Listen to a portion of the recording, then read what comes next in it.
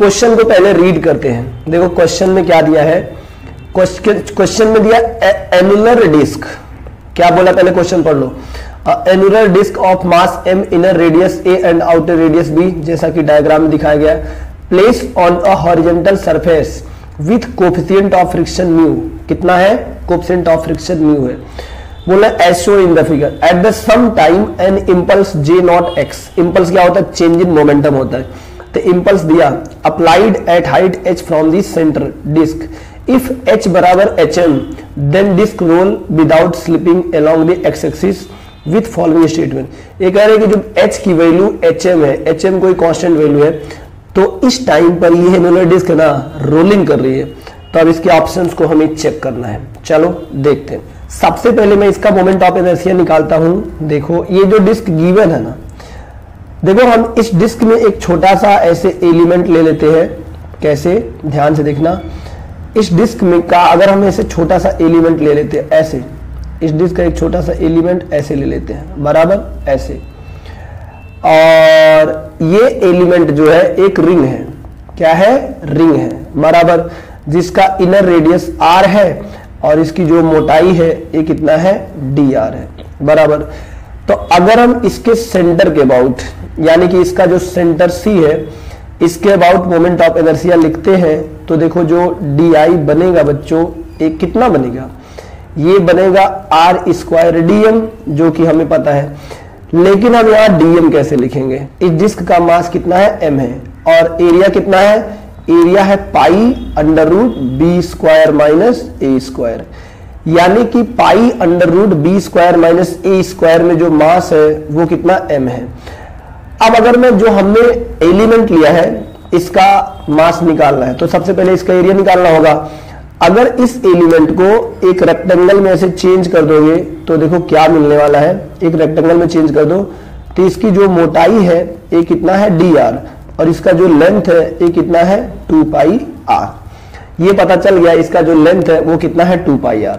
तो अगर हम इसका मास लिखेंगे तो मास जो dm बनेगा ना, ये dm कितना आएगा, ये मिलेगा m total mass divided by given surface area pi, और यहां से मिलेगा आपको कितना बी स्क्वायर कितना है, ये मिल जाएगा आपको m divided by pi B square minus A square और इनटू गिवन एरिया, और गिवन एरिया कितना है a है 2 पाई r और इनटू dr, मतलब ये एलिमेंट का है।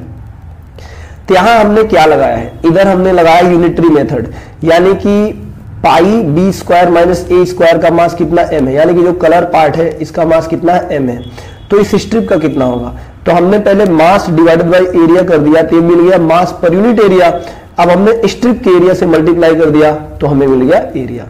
तो जो dm बना है बेसिकली कितना बना है, देखो ये 2 पाई है ना, ये कट गया, तो इधर से मिल गया 2m बाई डिवाइडेड बाई मिला B square minus A square, और यहां से मिला r dr, ये मिल गया dm। अब इसको हम यहां से रख करके इंटीग्रेट करेंगे, अगर इंटीग्रेट करेंगे तो देखो जो मोमेंट ऑफ इनर्शिया है ये कितना मिलेगा r स्क्वायर, तो पहले से है, और यहां से रख दो 2m dm की वैल्यू, ये वैल्यू फिलअप कर दो, और इधर मिलेगा B square minus A square, और यहां से मिलेगा r dr। लेकिन प्रॉब्लम ये है r कहां से कहां तक जा रहा है, देखो इसका जो मटेरियल पार्ट है वो सिर्फ इसी दोनों सर्कल के बीच का, यानी कि जो हिस्सा है ये है जो हम कलर कर रहे हैं, तो यहाँ पे जो रेडियस है वो a से b जा रहा है, तो इधर हम लिमिट क्या लगाएंगे, इधर लिमिट लगा दो a से b, तो देखो ये कितना बन जाएगा, ये बन जाएगा 2m और डिवाइडेड बाय कितना बन जाएगा B square minus A square, और इसका इंटीग्रेशन देखो ये r है यार, तो r क्यूब हो गया, r क्यूब का इंटीग्रेशन r पे 4/4, अब ये जाएगा b से सॉरी कहां जाएगा a से लेकर के b तक। अगर आप इसे थोड़ा और सॉल्व करोगे तो ये 2 से ये 2 कट जाएगा, तो कितना आएगा m divided by 2 times B square minus A square, और जब यहाँ अपर लिमिट फिलअप करोगे तो b पे पावर 4 माइनस a पे पावर 4। अब एक फार्मूला आपने पढ़ रखा है, वो फार्मूला क्या है कि a square plus B square जो होता है ना वो होता है a प्लस बी ब्रैकेट में a माइनस बी। तो आप देखो इस पर वही फार्मूला लगा दो, तो क्या लिखोगे m डिवाइडेड बाई 2 टाइम्स, यहां से आएगा सॉरी माइनस ए स्क्वायर और प्लस बी स्क्वायर, इसके बाद जब यहाँ पे लगाओगे तो ये बन जाएगा ए स्क्वायर प्लस बी स्क्वायर, और दूसरे ब्रैकेट में बनेगा ए स्क्वायर दूसरे ब्रैकेट में बनेगा B square minus A square.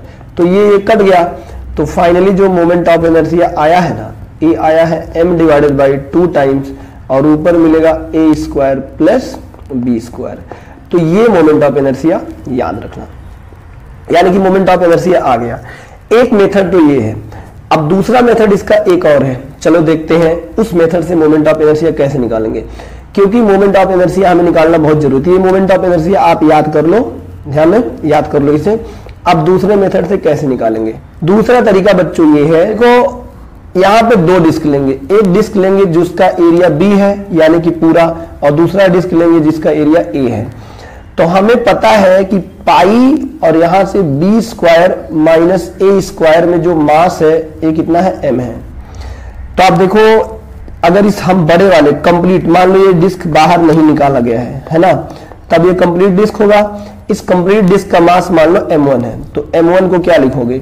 m1 को लिखोगे m डिवाइडेड बाई पाई, और यहां से लिखोगे B square minus A square, ये लिखोगे।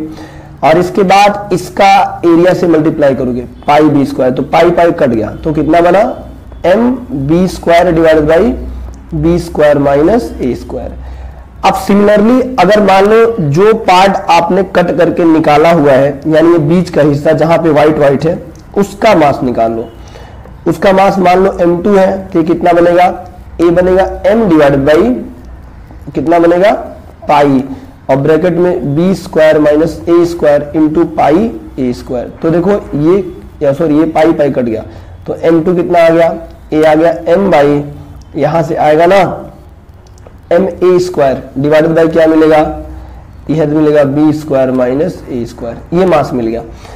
अब एक काम करो, सबसे पहले मान लो पूरा ये डिस्क हॉलो नहीं है, इस डिस्क को सॉलिड मान लो पूरा, और मोमेंट ऑफ इनर्शिया आई निकालो बड़े वाले डिस्क का।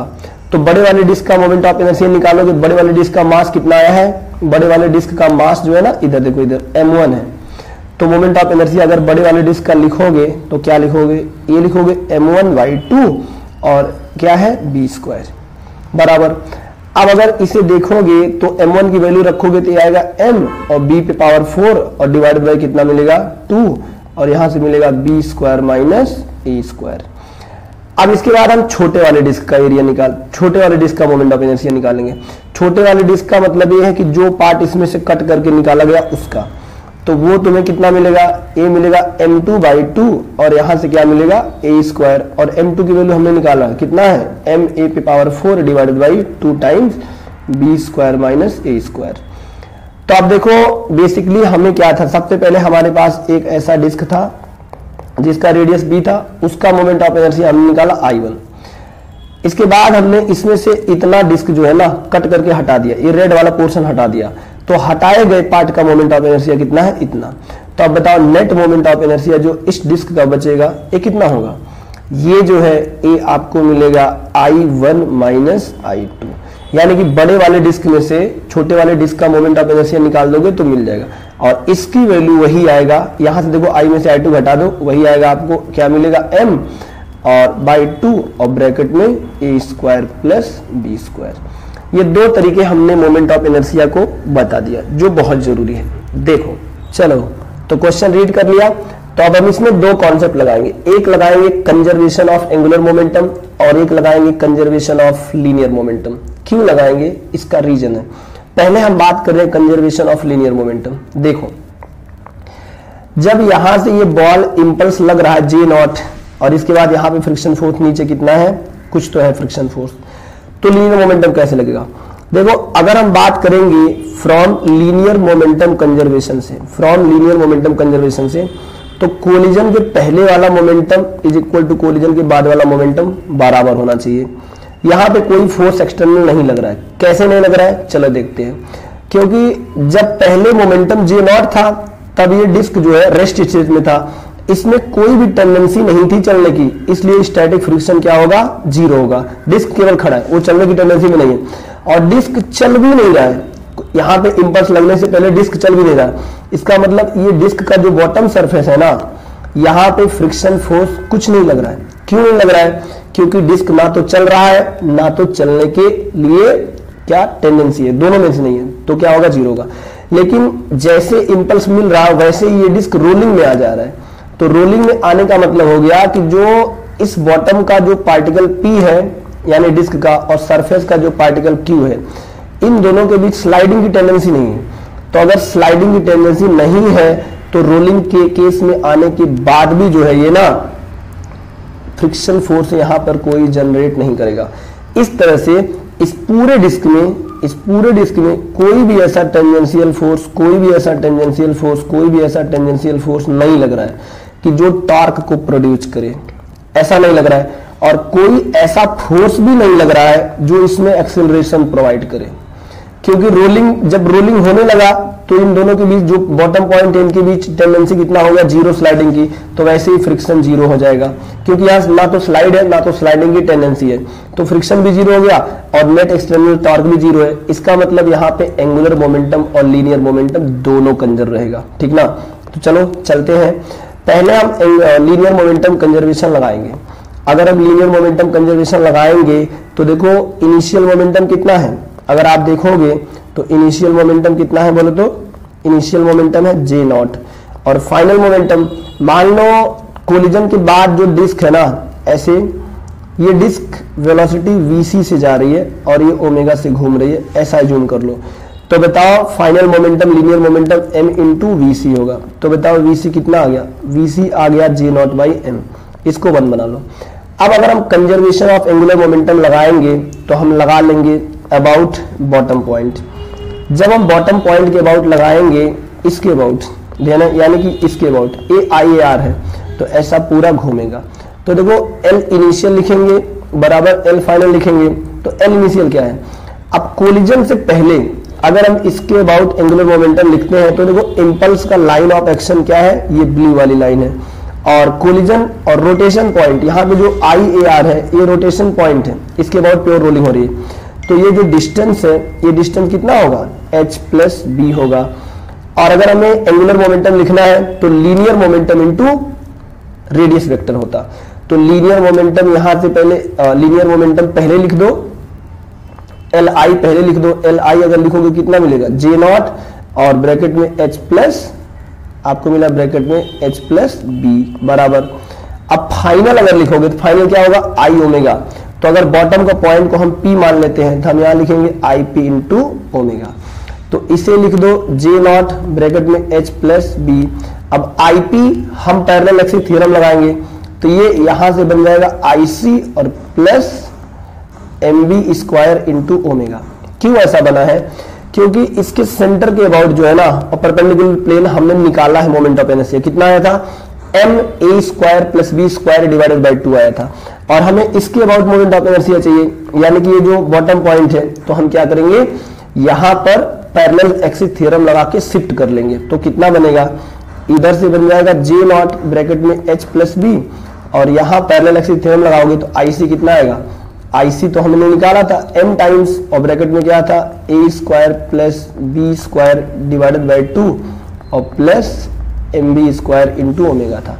तो आप देखो इधर से रख लो, इधर रख लो जे नॉट और यहां से रख दो h प्लस बी बराबर, और यहां से मास कॉमन ले लो तो क्या बनेगा? a बनेगा a square by B plus यहां से बनेगा 3/2 बी स्क्वायर इंटू ओमेगा।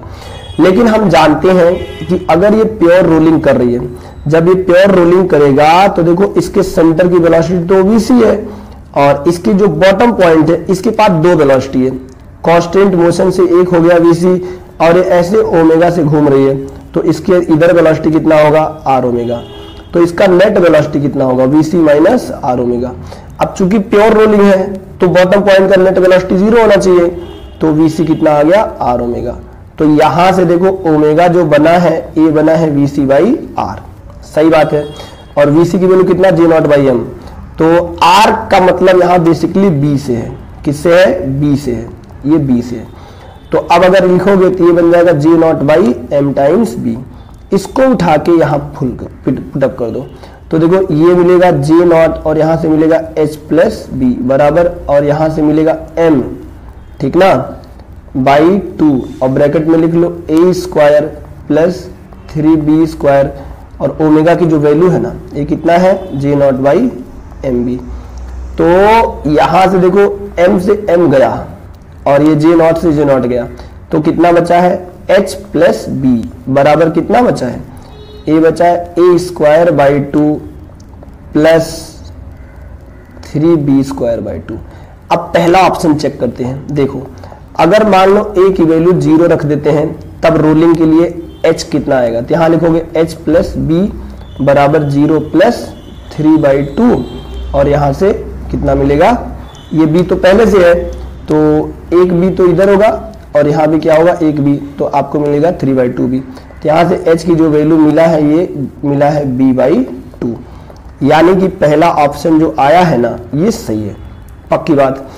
अब अगर हम बात करेंगे दूसरे ऑप्शन की तो देखो जब a की वैल्यू b रख दो, जब क्या रख दोगे यहां से देखो जब a बराबर b रख दोगे तब बताओ इस इक्वेशन से, यानी कि जो इधर से निकला इधर हम क्या लिखेंगे, हम लिखेंगे h प्लस b बराबर इधर कितना मिलेगा, इधर मिलेगा b²/2b है ना और प्लस 3b²/2b ये मिलेगा।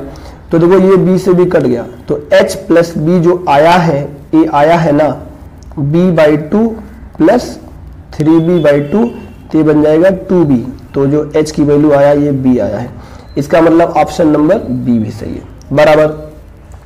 अब हम बात करेंगे ऑप्शन नंबर 3 की कि angular the initial angular velocity not depends on their inner radius. बिल्कुल सही बात है, क्यों, क्योंकि देखो जो एंगुलर वेलोसिटी इनर है ना, थोड़ा ध्यान से देखना, जो इनर एंगुलर वेलोसिटी है वो क्या है, देखो एंगुलर वेलोसिटी बेसिकली ओमेगा बराबर vc/b है और ये क्या है, ये है J0/m टाइम्स b है। तो देखो ओमेगा जो है ना ये केवल आउटर रेडियस पे डिपेंड कर रहा है, क्योंकि रोलिंग वगैरह जो यहाँ पे हो रहा है सब आउटर रेडियस की वजह से रेडियस की वजह से होगा, इसलिए ओमेगा बी पे डिपेंड नहीं कर रहा, सॉरी ए पे डिपेंड नहीं कर रहा है। तो इसका मतलब ऑप्शन सी सही है। अब ये बोल रहे हैं कि अगर म्यू की वैल्यू 0 कर दो और एच की वैल्यू 0 कर दो तो जो व्हील है ऑलवेज स्लाइड करेगा, बिल्कुल सही।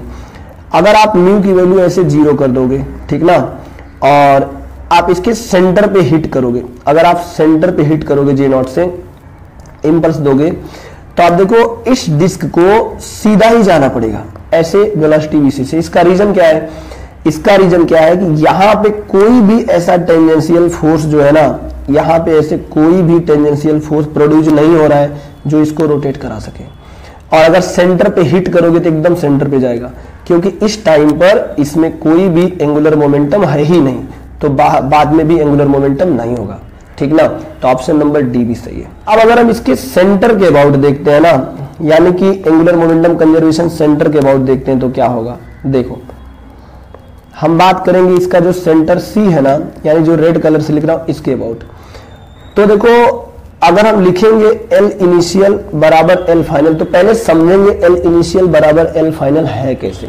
देखो बिफोर कोलिजन अगर हम देखेंगे ये डिस्क ऐसा है और ये डिस्क रेस्ट में है, तो अगर ये डिस्क रेस्ट में है तो इस पे कोई भी ऐसा टेंजेंशियल फोर्स ऐसा नहीं लग रहा है, कोई भी टेंजेंशियल फोर्स नहीं लग रहा है जो इसको रोटेट कराए। यानी कि इनिशियली अगर मैं देखूंगा तो इसका एंगुलर मोमेंटम 0 है डिस्क का, लेकिन सेंटर के अबाउट टोटल एंगुलर मोमेंटम मिलेगा, कैसे मिलेगा वो देखेंगे। और जब ये जब यहां से जाने लगा VC से और ये घूमने लगा R से आफ्टर इंपल्स गिवन, तो बड़े ध्यान से देखो इस बॉटम पॉइंट जो है ना इसके साथ जो इसका सरफेस का बॉटम पॉइंट, ये दोनों क्या करेंगे, स्लाइड नहीं करेंगे। तो यहां भी स्लाइडिंग की टेंडेंसी नहीं है, यानी कि जो स्लाइडिंग की टेंडेंसी है वो भी नहीं है, और यहाँ पे ना तो स्लाइड कर रहा है, दोनों केस नहीं है। तो जो यहाँ पे फ्रिक्शन फोर्स जनरेट होगा ना वो 0 होगा, यानी कोई फ्रिक्शन फोर्स जनरेट ही नहीं होगा। तो अगर फ्रिक्शन फोर्स जनरेट नहीं हो रहा है तो बताओ और कोई फोर्स तो लग ही नहीं रहा है, यानी कि फ्रिक्शन फोर्स भी नहीं जनरेट हुआ और कोई फोर्स नहीं लग रहा, तो बताओ इसमें जो है स्लाइडिंग बिल्कुल नहीं होगा, ना तो टेंडेंसी होगा। तो नेट टॉर्क फिर से 0 हो गया, यानी कि कोई इंपल्स देने के पहले भी नेट टॉर्क 0 था और इंपल्स देने के बाद भी तुरंत रोलिंग सिचुएशन आ जाता है, स्लाइडिंग नहीं हो रही तो कितना है, 0 है।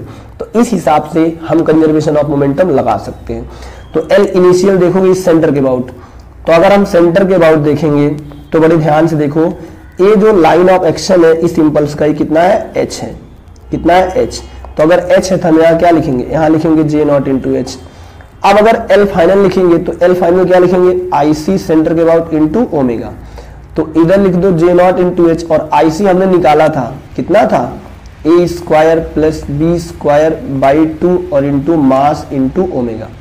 लेकिन वही फिर आ गया, जो ओमेगा होगा वो b इंटू ओमेगा बराबर vc होगा, क्योंकि बॉटम पॉइंट की रोलिंग के केस में बॉटम पॉइंट की वेलोसिटी कितना है, 0। ऐसे देख सकते हो, इसके सेंटर की वेलोसिटी vc है और ये ऐसे ओमेगा से घूम रहा है। तो बताओ ये बॉटम पॉइंट पे दो वेलोसिटी होगा, एक फॉरवर्ड वेलोसिटी vc और एक इधर कितना होगा, r ओमेगा। अब चूंकि प्योर रोलिंग है तो इसका नेट वेलोसिटी बॉटम पॉइंट का 0 होना चाहिए, तो vc बराबर कितना होगा, r ओमेगा। तो r ओमेगा मतलब b ओमेगा। तो यहां से ओमेगा को हम फिर लिख सकते हैं vc बाई b। यहां सीधा फिलअप कर दो, तो इधर से क्या मिलने वाला, इधर मिलेगा J not by H, J naught into H, और इधर क्या मिलेगा, m बाई 2, और इधर मिलेगा a square plus b square, और ओमेगा कितना मिलेगा, ओमेगा मिलेगा आपका कितना मिलेगा, फिर से अगर आप देखोगे तो ये मिलेगा vc बाई b मिलेगा, ठीक ना, vc बाई b मिलेगा। और vc की वैल्यू होता है J नॉट बाई m। यहाँ से लिख दो J नॉट h बराबर m by 2 and a square plus b square, और vc की जो वैल्यू है कितना है, J नॉट बाई mb। तो देखो ये m से m कट गया, ठीक ना, और J नॉट से J नॉट कट गया। तो जो h बचा है ये कितना बचा है, a बचा है आपका a square by 2 plus b square by 2। अब चेक करो, पहला ऑप्शन कह रहा है कि अगर a बराबर 0 रख दें, ठीक ना, और यहाँ डिवाइडेड बाई b भी है, ध्यान रखना, a बराबर 0 रख दें तो h की वैल्यू देखो b बाई 2 आ रहा है, यानी कि ऑप्शन जो है सही है। और दूसरा ऑप्शन कह रहा है कि अगर a की वैल्यू b रख देते हैं तो h कितना आएगा, a आएगा b स्क्वायर बाई 2b और plus b square by 2b, तो आंसर आ गया b। तो इसका मतलब दूसरा ऑप्शन भी सही है, और तीसरा चौथा जैसे एक्सप्लेन किया है वही होगा। कॉन्सेप्ट ऑफ एंगुलर इंपल्स क्या है, कहता है, देखो चेंज इन लीनियर मोमेंटम जो होता है ना वही होता है इंपल्स। क्या होता है, चेंज इन लीनियर मोमेंटम जो है उसे हम बोलते हैं इंपल्स, और चेंज इन एंगुलर मोमेंटम जो होता है उसे हम बोलते हैं एंगुलर इंपल्स। तो देखो नेट एंगुलर इंपल्स बेसिकली क्या होता है, ये होता है टाउ डी टी, यानी कि टॉर्क, जब शॉर्ट टाइम के लिए कहीं पर टॉर्क लगता है तो उसमें रोटेशन आने लगता है, टाउ डी टी। ये होगा L final minus L initial, लेकिन टोटल टॉर्क यहाँ पे 0 है। टॉर्क क्यों 0 है, क्योंकि कोई फोर्स लग ही नहीं रहा है, तो यहाँ से एल फाइनल बराबर एल इनिशियल आएगा, और इसके आगे हमने किया था। तो आप तीन तरीके से सोच सकते हो, कैसे, एक conservation of angular momentum about bottom point, एक conservation of angular momentum about centre, और तीसरा इंपल्स कॉन्सेप्ट। देखो अब एक इसमें बहुत स्मार्ट मेथड है, थोड़ा उसे समझते हैं। देखो एक कॉन्सेप्ट आता है फिजिक्स में जो मैं आप लोगों को वीडियो लेक्चर में बताया होगा, कि अगर मान लो कोई ऐसा सर्कुलर बॉडी है ना, और इस सर्कुलर बॉडी का जो सेंटर O, इसके अबाउट इसका moment of inertia suppose I है, इसके परपेंडिकुलर प्लेन के हिसाब से, इस एक्सिस के हिसाब से कितना है I, मान लो यहाँ पे कितना है, इधर मान लो ना, मान लो यहाँ पे कितना है P और mr स्क्वायर है, जहां पे P क्या है, एक नंबर है, क्या है, एक नंबर है। जैसे अगर हम इसको डिस्क के लिखेंगे, डिस्क के लिए क्या होगा, हाफ mr स्क्वायर होगा। स्फेयर के लिए क्या होगा, ये डिस्क है, स्फेयर के लिए क्या होगा 2/3 mr स्क्वायर, अगर मान लो हॉलो है तो। अब अगर सॉलिड स्फेयर के लिए बात करेंगे तो आएगा 2/5 mr स्क्वायर, ठीक ना। तो रोलिंग की एक बड़ी खास प्रॉपर्टी होती है कि अगर आप इसको कहीं यहाँ पे इंपल्स देते हो J नॉट या कोई फोर्स F लगाते हो जो सेंटर से h हाइट पे है, तो अगर h की वैल्यू क्या है, अगर ये डिस्क है तो h की वैल्यू कितना होना चाहिए, 1/2r होना चाहिए, प्योर रोलिंग होगा और फ्रिक्शन नहीं लगेगा। और अगर ये मान लो यहां से देखो, अगर ये हॉलो स्फीयर है तो h की वैल्यू कितना होना चाहिए 2/3r, यानी कि जो ये मल्टीप्लिकेशन है ना इसी का r टाइम्स होना चाहिए। सॉलिड स्फीयर के लिए कितना होना चाहिए 2/5r। लेकिन जब आप इससे ऊपर दोगे 2/3r, यानी कि जब इससे ऊपर दोगे तो इसमें फ्रिक्शन फोर्स आगे लगेगा, और इससे नीचे दोगे फ्रिक्शन फोर्स पीछे लगेगा। ये समझने के लिए आपको रोलिंग देखना पड़ेगा। अब ये कॉन्सेप्ट लगा करके हम एक लाइन में सवाल कर सकते हैं, कैसे, देखो अब कैसे करेंगे थोड़ा समझते हैं। देखो पहला ऑप्शन क्या दिया है, पहला ऑप्शन में देखो ए की वैल्यू 0 दिया है। जब ए की वैल्यू 0 दिया है तो जब हम डिस्क बनाएंगे तो बेसिकली क्या बन जाएगा, इसका मास कितना बनेगा m, और इसका ये क्या है b। अब अगर मान लो इसके h हाइट पर तुम ऐसे दे रहे हो, है ना, ये हाइट कितना है h है, तो बताओ इसका मोमेंट ऑफ इनर्शिया कितना बना, मोमेंट ऑफ इनर्शिया बनेगा mv²/2। तो बताओ h की वैल्यू कितना होना चाहिए, h की वैल्यू होना चाहिए रेडियस डिवाइडेड बाई ये मल्टीप्लिकेशन यानी v/2। तो देखो आंसर 1 सही हो गया। अब अगर मान लो तुमने a बराबर b कर दिया है, तब बताओ ये क्या बन गया, ये रिंग बन गया, रिंग। और इस रिंग का मोमेंट ऑफ इनर्शिया जो बना है ये बना mv²। अब बताओ अगर इसके सेंटर से h हाइट पर इंपल्स दे रहे हो तो h की वैल्यू कितना होना चाहिए, b टाइम्स और इसका मल्टीप्लिकेशन, और इसका मल्टीप्लिकेशन कितना है 1। तो देखो ऑप्शन नंबर जो इसका सेकंड वो भी सही हो गया। तीसरा और चौथा ऐसे ही है। देखो अब इसके बाद इसमें और क्या क्या पूछ सकते थे। देखो पहली बात इतना तो समझ में आ गया। दूसरी बात एंगुलर मोमेंटम पूछ लिया, तो वेलोसिटी वाले कुछ भी पूछ सकते थे। एंगुलर वेलोसिटी कितना आएगा वो भी निकाल सकते थे, vc बराबर r ओमेगा से, vc हमने निकाल दिया था। ये पूछ सकते थे कि काइनेटिक एनर्जी कितना है। तो देखो अगर पूछ लिया, मान लो जब रोलिंग करने लगा तब काइनेटिक एनर्जी मिल गया, तो रोटेशनल काइनेटिक एनर्जी क्या होगा, half IP into omega square. यानी अगर इसके अबाउट लिखोगे, इस पॉइंट P के अबाउट, तो लिखना पड़ेगा हाफ IP ओमेगा स्क्वायर। और अगर सेंटर के अबाउट लिखोगे तो क्या लिखोगे, हाफ, ये प्योर रोटेशन है, प्योर रोटेशनल काइनेटिक एनर्जी है, क्योंकि सेंटर के अबाउट प्योर रोटेशन, सॉरी इस बॉटम पॉइंट के अबाउट क्या करेगा, प्योर रोटेशन। लेकिन अगर आप इसके सेंटर के अबाउट लिखोगे हाफ, और इसके बाद क्या लिखोगे, IC ओमेगा स्क्वायर, ये हो गया रोटेशन, और प्लस हाफ mvc²। ऐसे काइनेटिक एनर्जी निकाल लोगे।